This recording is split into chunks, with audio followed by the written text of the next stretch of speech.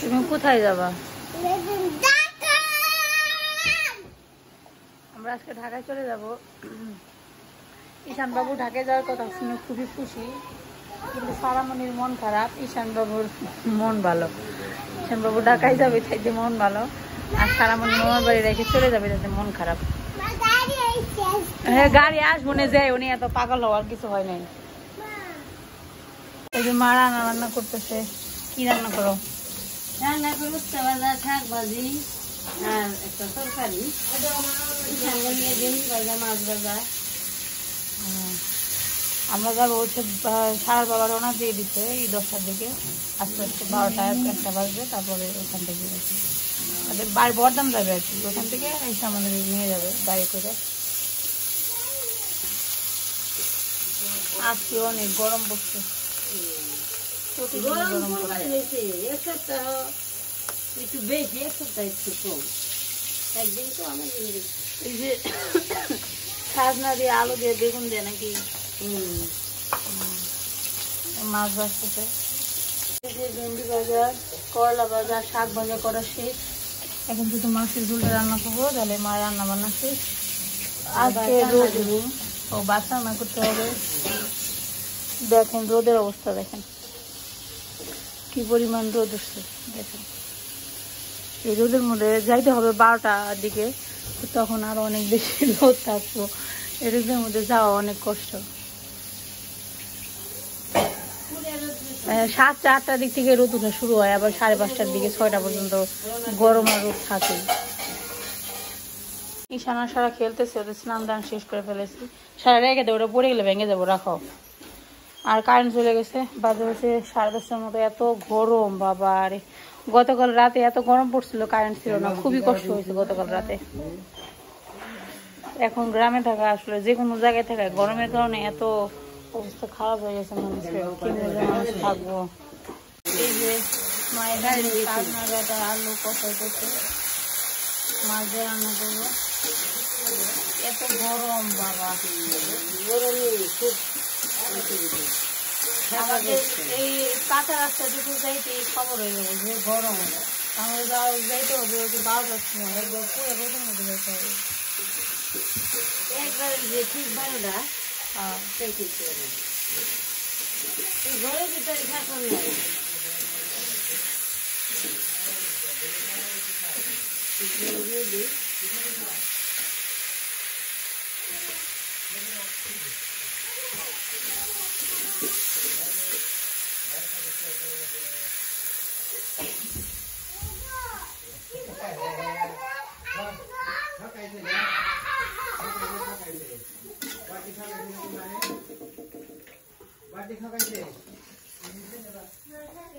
দেখেন ঈশানা সারার জন্য খাবার আনা হয়েছে, কারেন্ট চলে গেছে, 1.5 ঘন্টা হয়ে গেছে, এখনো আসে না।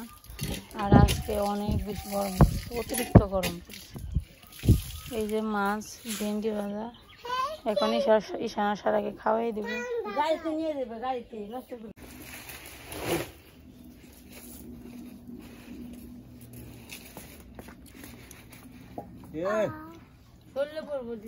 আমরা খাওয়া দাওয়া শেষ করে রেডি হয়ে বসে থাকবো। সারা ফোন দিব, রওনা দেবো আর কি। তোমার রান্না করছে করলা ভাজা, শাক ভাজা, মাছের ঝোল।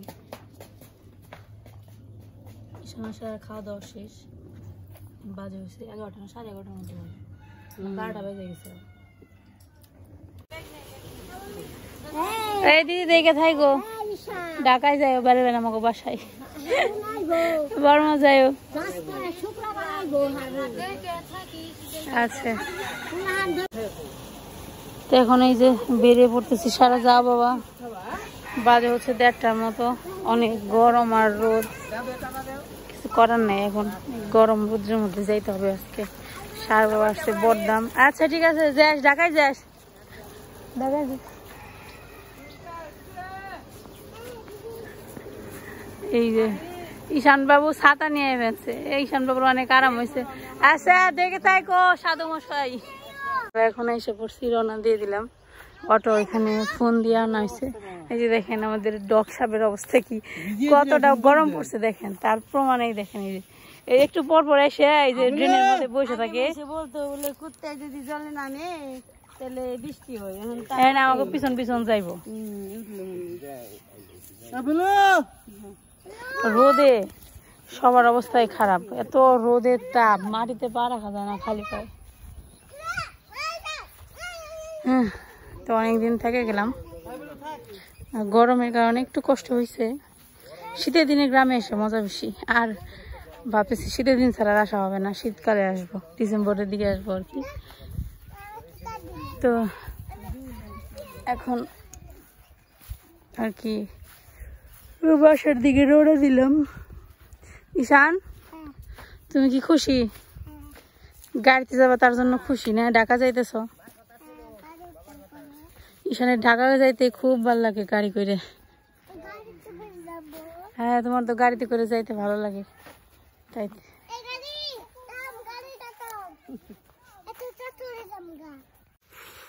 খুবই গরম। দুই পাশে ধান ক্ষেত, মাঝখান দিয়ে একটা ছোট আইল। এই জায়গাটা আরো বেশি গরম, ভিতর থেকে গরম ভাব বের হয় ধান ক্ষেতের ভিতর থেকে আর কি। দুই পাশে ধান ক্ষেত, মাঝখানে ছোট আইল। তো এই ধান ক্ষেতের ভিতর দিয়ে এত গরম, গরমে অবস্থা খারাপ। আজকে মনে হয়েছে অনেক বেশি গরম পড়ছে গত কয়েকদিনের চাইতে। আজকে মনে হয় কড়াই গরম করে সত্যি সত্যি ডিম ভাজা করা যাব এই রোদের তাপে। মাটিতে তো পা রাখা যায় না, মাটিতে মা পা দিয়ে দেখছ?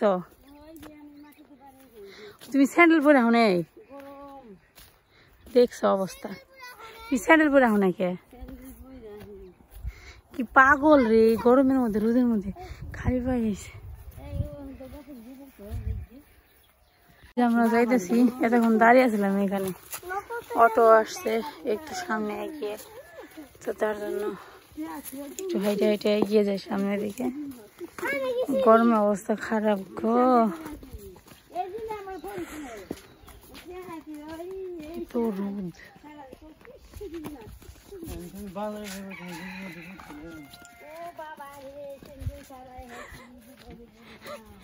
তুমি স্যান্ডেল ছাড়াইছো কোন দুঃখে?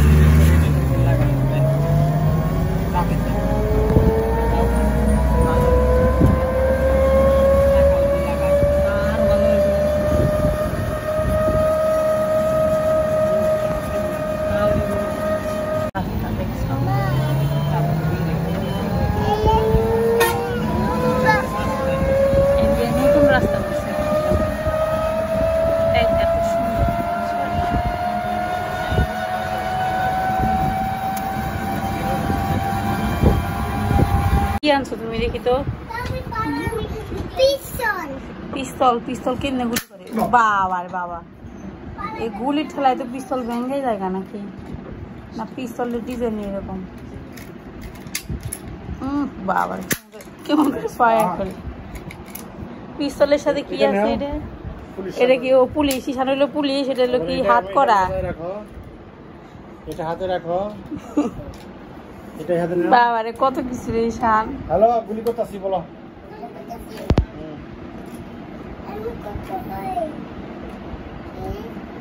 ঈশান তোমার মন খারাপ না? তুমি মামা বাড়ি থেকে চলে আসছো? হ্যাঁ, মন খারাপ? কই মন খারাপ? তো তো মন খারাপের চিহ্নই নাই।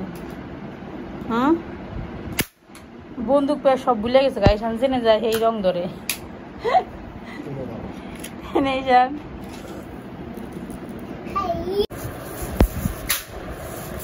দেখেন বাজার থেকে নিয়ে আসছে, এটা বাঙ্গি আর একটা তরমুজ নিয়ে আসছে।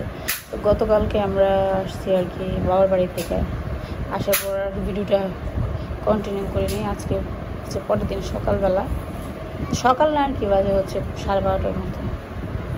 তরমুজটা তো দেখতে অনেক সুন্দর, মনে হচ্ছে দানা পড়া তরমুজ। তো এটা কেটে ফ্রিজে রেখে দেবো। আর এই বাঙ্গিটা হচ্ছে বিকেলবেলা কাটবো। তো গ্রামের তুলনায় শহরে একটু গরম কম, মানে হচ্ছে যে রোদের তাপটা একটু কম লাগে যেহেতু বিল্ডিং, তার জন্য। আর গ্রামের টিনের ঘরে একটু বেশি তাপ লাগে। তো তরমুজটা এখন কাটবো। এই যে এখন তরমুজ কাটতে বসলাম। তরমুজটা কেটে ফ্রিজে রেখে দিব, তাহলে বিকেলবেলা ঠান্ডা হয়ে থাকবো, খাইতে বেশি ভালো লাগবে। তো বাবা বাড়ি থেকে আসার পর মনটা ভালো থাকে না, এই জন্য ভিডিওটা বানানো হয় নাই। আসলে মনটা খারাপ ছিল, সারাতে গতকাল রাতে কান্না করছে, সেটাই আর ভিডিও বানাইতে পারি না। তার জন্য আবার কয়েকদিন গেলে সব ঠিক হয়ে যাবে আগের মতো।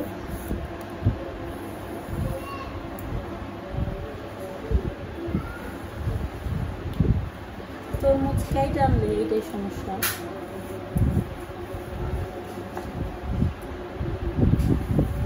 মাঝখানে ফাঁকা হয়ে যায়। আর এখন এত গরম পড়ে, এখন আর ওই ফ্যান বন্ধ করে ভিডিও বানানো আসলে সম্ভব না। আপনারা কষ্ট করে একটু ফ্যানের আওয়াজ সহ্য করেন।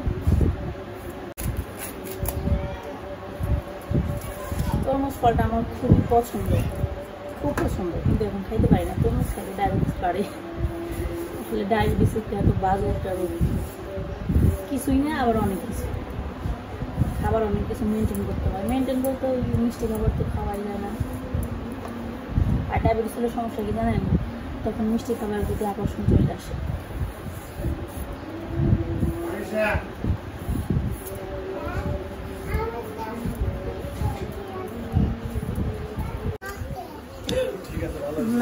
টেস্ট করো,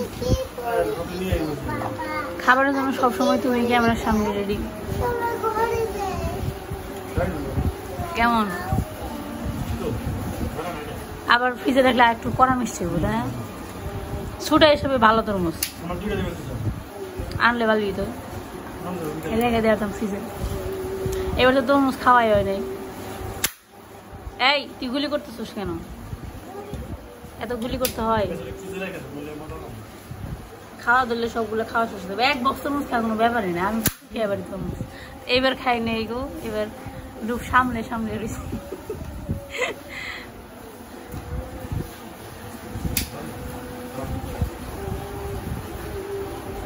এই যে তরমুজ কাটা শেষ, এখন এগুলো ফ্রিজে রেখে দিব। বিকেলবেলা একটা বের করে খাবো, একদম ঠান্ডা শীতল হয়ে থাকবে, খাইতে অনেক বেশি ভালো লাগবে, এই আর কি।